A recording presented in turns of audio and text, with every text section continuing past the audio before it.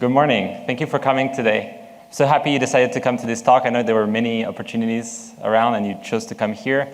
I imagine part of the appeal was the mysterious title, Escape the Feature Factory. So feature factory, what does it mean? First of all, who's familiar with that term here? Oh, very few. Interesting. Well, it's good because I have a story for you that I think describes it best. So a few months ago, my team was talking to a product manager in a large enterprise. And this person's mission was to propagate lean and agile software development within the organization. And as we were talking through this person's activities, an interesting topic came up, the one of stakeholder alignment. And this person told us the story that his team was trying to build an application for hundreds of thousands of users or millions of users. And that particular stakeholder wanted to build a specific feature. And the team had doubts. Is this really useful for our user? So they went out and tried to validate that assumption. And they came back to that stakeholder with some evidence and said, you know, Mr. Stakeholder or Miss Stakeholder, we don't think that feature is really going to be useful. But the stakeholder in question was adamant. And they were sure that they really wanted this to be built. So the team felt pressured, and they spent months building that feature. When they finally released it, they went and looked in their analytics. And guess how many users were using that feature? I heard one. You can use your hands. Actually, with both hands, you can find the count. It was actually 6. All of that work, dozens of people working for just 6 users using a feature in a very large product. So that was quite disappointing. So first of all, in this room, how many people have lived a version of that story? Quite a few. Great. And one more question. How many of you are product managers or are product-minded? Oh, that's a lot. Amazing. All right, thank you. Well, I think you came to the right place. So a feature factory is essentially a situation in which prioritization, which is what you want to do and in what order, is conflicting with validation, which is how much evidence you have that the thing you want to build is actually the right thing to build for your business and for your users. And in my career, I've seen a lot of this scenario play out, or this scenario play out many times. My name is Adrian. I come from France, if you can hear my accent. And I've worked in Japan, in Chile, and here in the US. And the story is always the same. So over the course of my career, I've developed methods and strategies to get around it. And hopefully today I can share some of that through some of the things we have to announce. And I'm Jeanette. I'm getting over a cold, so bear with me a little bit. But I am an engineer at Pivotal. But before I came for Pivotal, I spent a lot of time doing consulting. And so that's my background. And when I was doing consulting and working with teams and with stakeholders, I'd often find myself in a situation where I was building something that didn't make sense to me. I didn't really know why. I was asking to kind of go to some customer interviews, but I never was really able to make that happen. So I recently had the opportunity to join this team from the beginning and starting with product development and really finding a problem space and working with that. So I learned to do customer interviews, learned all about 2x2s, and learned to design experiments and stuff. And I'm really excited to kind of share with you a lot of the stuff that we've learned. Thank you, Jeanette. So we both work at Pivotal Tracker.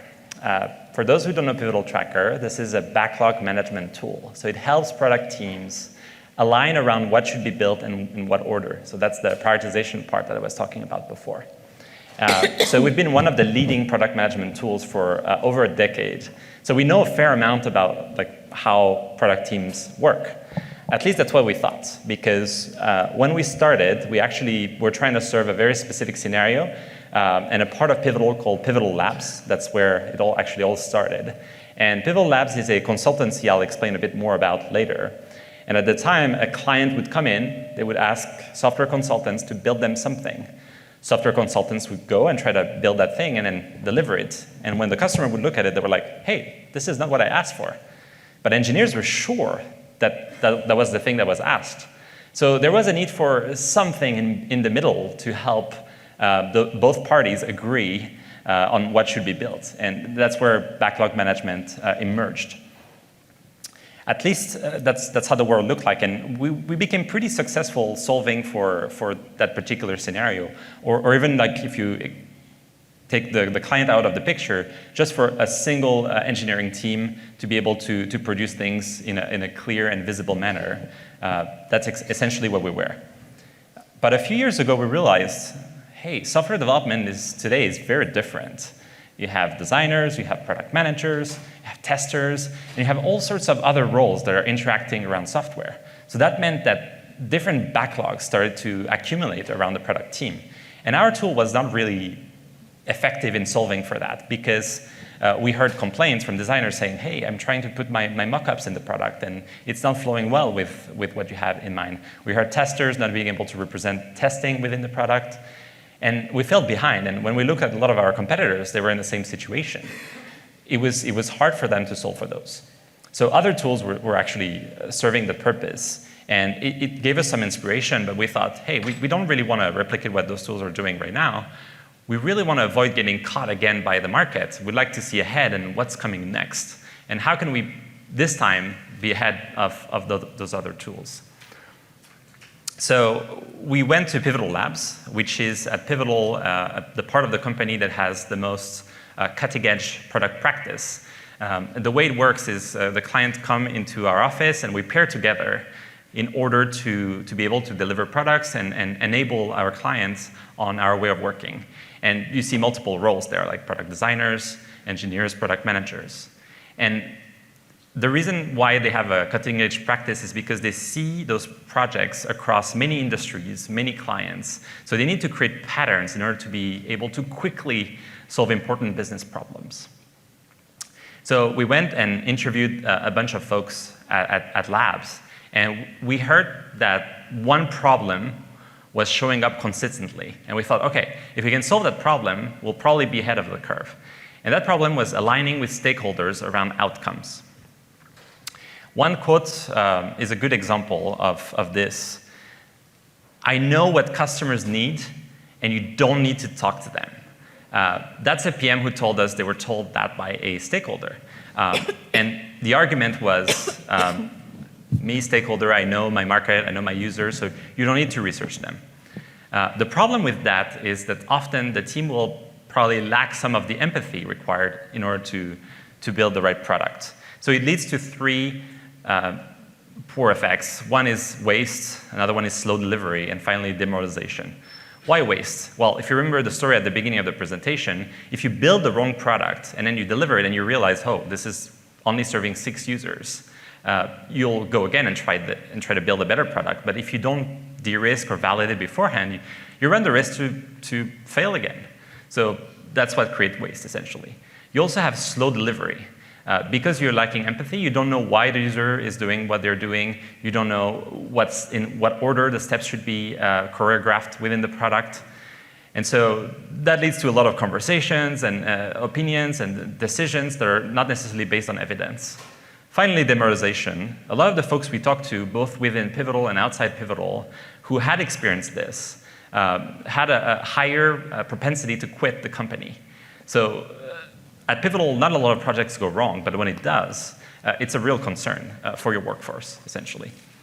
What's interesting is that some PMs have developed a practice of syncing with stakeholders very often and very closely. So they would have, for example, a weekly meeting to make sure that decisions were really aligned and that the evidence was surfacing enough so that stakeholders were aware of what was going on and could make the right decisions and could empower the team to make the right decision. So that was great insight for us, and we talked to a lot of people. So it was really great for us to get that confidence. But we thought, how can we model the problem? How could we put numbers behind it? And luckily, we found emails that the Pivotal Labs leadership was sending every week. So in those emails, you would have each project that's going on somewhere in the world at Labs represented in one of 3 colors. Green if it's going well, yellow if there are concerns, and red if it's at risk.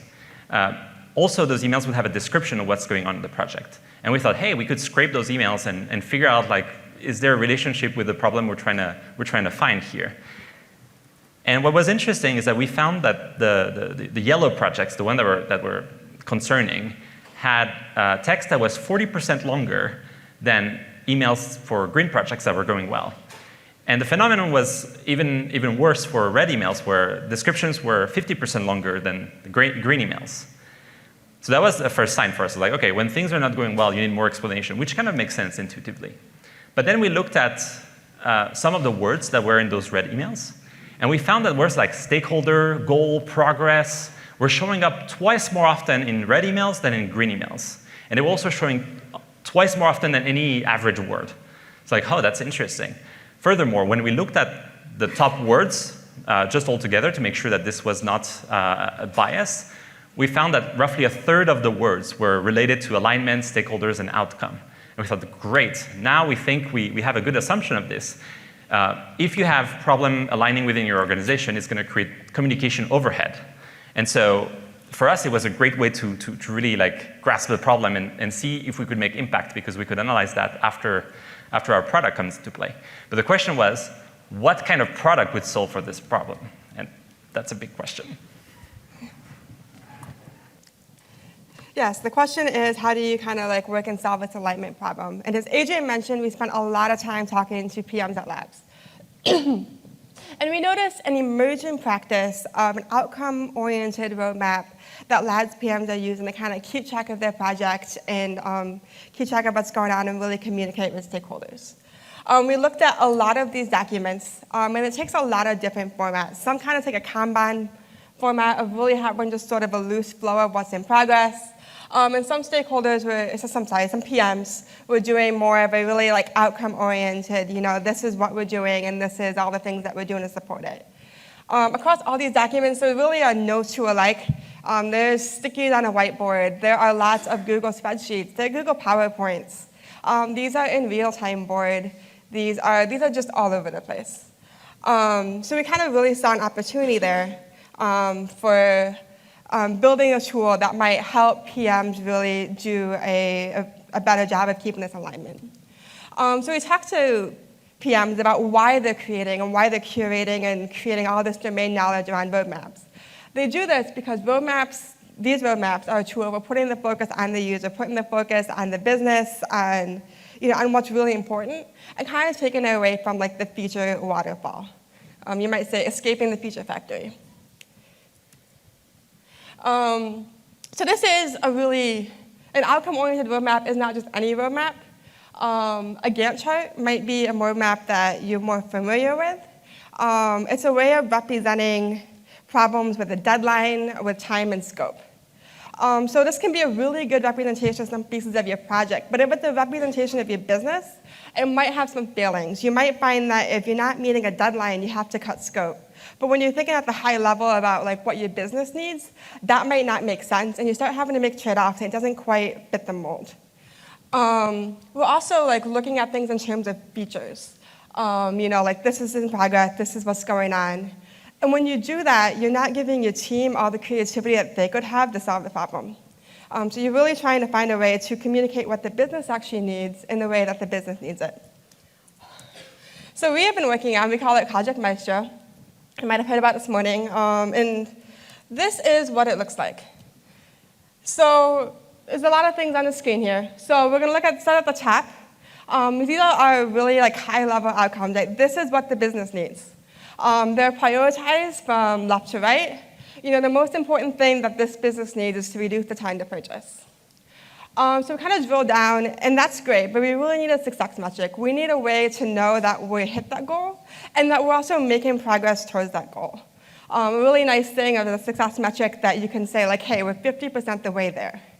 That really helps you know when you're going to be successful, and really helps to get the team aligned on exactly what's going on, exactly how are we going to do this.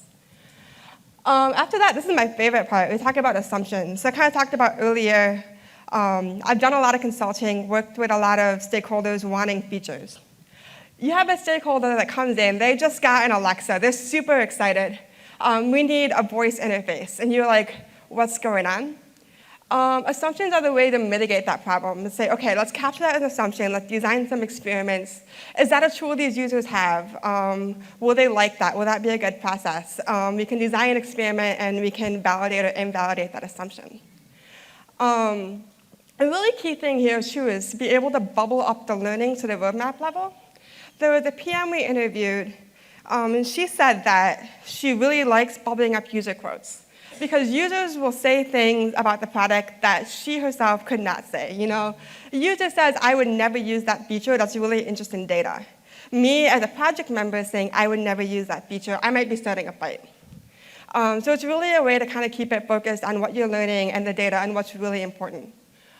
The last thing we have here is development progress. This is a way to connect the outcome, the high-level vision, to what's actually going on and what the engineers are doing. This is what you want to see. How is this progressing? How are we making progress? You can use a success metric to do some of that, but if you really want to connect to what the engineers are doing and what's going on, it's really nice to be able to have that really strong connection on your roadmap.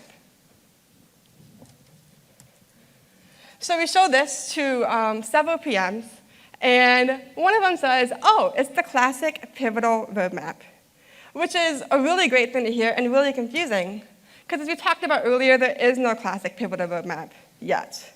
And that's kind of what we're hoping to be with this tool, and kind of a strategy is a really good way to capture a lot of the stuff that the PM is doing and thinking about in a really organized way. So another story, another PM. There's a PM that we interviewed very early on in the project about how she aligns with stakeholders. She told us that she uses OKRs, but she hasn't really explored roadmaps. She's heard about them, she's interested, but she hadn't spent the time to really learn and adapt them for her projects. So we were doing another test, and we talked to her again. And this is recently, and we were kind of walking her through the prototype and the workflows. And she started off really unsure and hesitant. She wasn't familiar with these tools. And as the interview went on, she got more and more engaged and more excited. And she realized that the things she's doing, the way that she prepares her projects, maps really well to this kind of format and way of thinking, and that she did actually know how to use a roadmap. She just didn't realize that she did. So that was a really exciting thing to hear. But I hope as you think about this talk, you think about your project. What are your outcome success metrics? Is it set up for the team to have the creativity to be successful? What are your assumptions? How are you tracking them? What are you learning?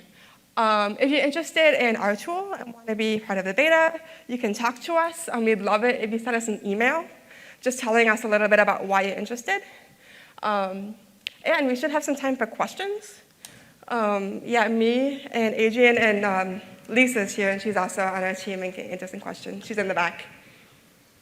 But thank you.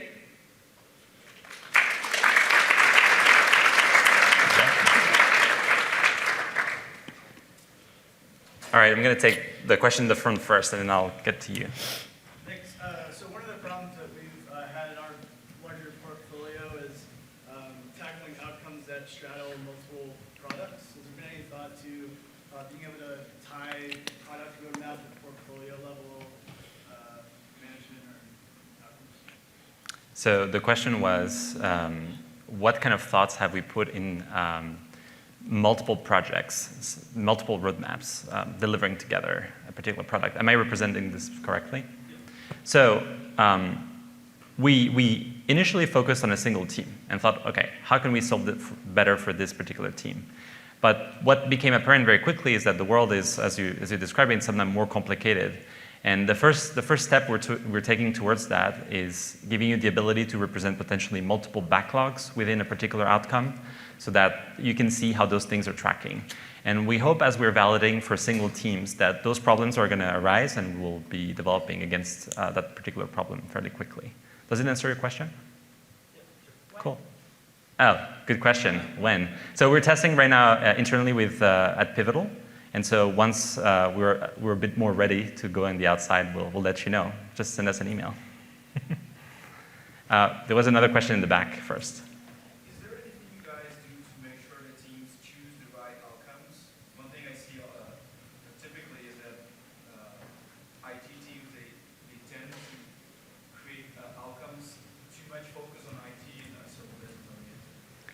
So the question is, how do we make sure teams are choosing the right outcome? And that many teams are focused on IT outcomes versus user or business. Would you like to take that one? I think you should. All right, I'll take it. That's fine, that's fine. So that's a great question. So road mapping is only one way to project a particular outcome in time, but it's kind of an abstraction that doesn't let you know why you should be working on this thing. How do you take a desired outcome and then break it down into something you can work on? And how do you ensure it's actually beneficial to your business? In some cases, IT outcomes are great for your business. But in most cases, you really want to focus on your users and your business. And so the way we try to represent that at this point, and it's pretty low fidelity, but we hope to be improving it, is through assumptions. So what has to be true for your outcome to be realized? It's going to require both a tool, but also a practice, a discipline. So if you want to use the tool, you want to think, okay, how is it going to impact my user, and how is it going to impact my business? We don't have an answer yet in the tool, but we can also talk to you and give you some advice on how to do that. And we hope to be working on it as well. Yes? I wanted to follow up a little bit on that line of thought. I'm trying to get an understanding of whether this is a tool used by product owners and layers on top of an agile tool. And thus it feeds into an agile tool that then goes into prioritizing user stories. Is that how this is supposed to work? Absolutely. I think you described it pretty well. So the question is this a tool that sits on top of a backlog, for example? So that's a good description. And hopefully will help you prioritize. One of the things we noticed within Pivotal Tracker is we have this concept of epic, which is an overarching ensemble of work that you're going to fit your user stories in. The problem is that everybody has a different definition of what an epic is. But suddenly, if you try to align with an outcome, the meaning of it changes completely, because it's like, hey, we're doing this thing to get to this particular goal. So once we either hit it or not hit it, then you can go back to your development work and see what was more or less optimized, essentially. So you're tying epics with outcomes. Exactly. I think there was a question, the gentleman in the back. Yes? Is there any changes to either your inception or DNF based on outcome-based roadmaps instead of use case? So that's a really good question that has been at the center of our research, because that practice of outcome-oriented roadmap is an emerging one. It started like a year and a half ago at Labs, and today roughly 2/3 of Labs PMs are using it. And as you saw in some of the slides, all those roadmaps are different. So I think what it would change is, hopefully, if we succeed, it will standardize the process, and everybody will work against a similar type of roadmap. We'll start asking the same kind of questions. And hopefully the practice will be more unified around that layer. Does it make sense? Nice, thank you. Yes? Presume tracker integration is key to the product? Yes. What's the question? So there's a presumption that a tracker integration is key to the product. Yes, yes. Because that was the question I wanted, because we use DSTS in our So we haven't made a decision yet as to whether we should be tracker only or we should be available to a wider set of products. When we look at tracker and how it integrates with other roadmap tools, we notice that it's been a trend that's been going up. And when we look at those roadmap tools like AHA, for example, we see that they serve a variety of systems, like the one you're using, or Jira, or another one. And we're thinking, for us, what's most important is really propagating the practice and helping you having that alignment. So why not going for those tools? That's something that's very much on our mind. I'll take that one first. Yes? It sounds like initial testing has largely been on the development side. Do you foresee future iterations figuring out how to deliver to test this on the operations side? In terms of getting the capabilities actually out and fielded? Or? I'm not sure I understand your question. You said on the development side. What do you mean by that? So, I mean, the two examples I saw were features for the actual application, but there's a lot of us in here that work on the operations side and actually deliver it to the platform itself. And how do you plan to marry that development and operations, sort of outcome? I think, the work you do is prioritize no matter what. And so like a lot of like technical PMs, right? Like your outcomes might start to look different, right? Your success metrics are probably going to be much more technical, but and it is not a thing that we've done a lot of testing on. But I think it just seems like to me like a pretty clear. It could map pretty well to operations style work. And we're moving more and more towards a service design world where all the PCs have to be working together, and not just the product team, but various teams that have to be working together to deliver those outcomes. And one of the reason of the problems that we've observed in some of those labs engagements that I was talking about before came actually maybe from the sales process, or maybe from the platform process that was not necessarily in line with what was expected by the customer originally. So our hope is that this will be used more largely to communicate across business units and functions, so that those teams, those overall teams, can deliver together. There was a question here first, I think. Yeah. So this is related to the tracker integration versus other tools integration. In the progress towards goal section, I noticed that there was a progress bar. Mm-hmm. And I'm wondering if that progress bar is fed by the completion of epics in tracker, or where that progress bar comes from. And then as a follow-on to that, that looks like it's focused on the output of stories that were generated towards serving that outcome, but it doesn't, like, completing the progress bar doesn't guarantee that you've actually achieved your outcome. And I'm wondering if there's some special trick you've got in there to. You want to take this one? Yeah, so your assumption is correct. That's where it comes from. There's the idea of maybe connecting like multiple epics, right? Like you might have like multiple, progress bars kind of connected to a feature. And another like thing that is in there that we've been requested is like the completion date. You can kind of like toggle that on and off because tracker isn't always the best estimation of completion date. So I think it's just understanding that and understanding how that fits in. It's not going to like complete your outcome if the progress bar completes. I can complete that as well. Maybe the most interesting opportunity in this representation is more around some of the question we heard. When you have multiple teams delivering together towards a similar outcome, one of the capability of a tracker is trying to predict or project when work is going to be done. But it's a little bit like the Weather Channel, right? You try to anticipate what's going to happen by looking at yesterday's weather. But with a broader view of what's going on across projects, you could be able to say eventually, hey, this project is likely to block us because we have a dependency on them. Maybe we can realign together so that we can deliver faster and having a better experience working together. Does it make sense? All right. I'm not sure who was next, but I will go with you. I was confused on the part where so you have this hypothesis you're trying to prove or decide whether or not you've actually achieved it. I couldn't tell if Maestro had that capability of, did you actually, post-deployment, what were the analytics behind, where are we now? Like, is it better or worse? Does it have that capability, or is it truly like, I closed the epic, here was our hypothesis, the analytics behind it, and we're done?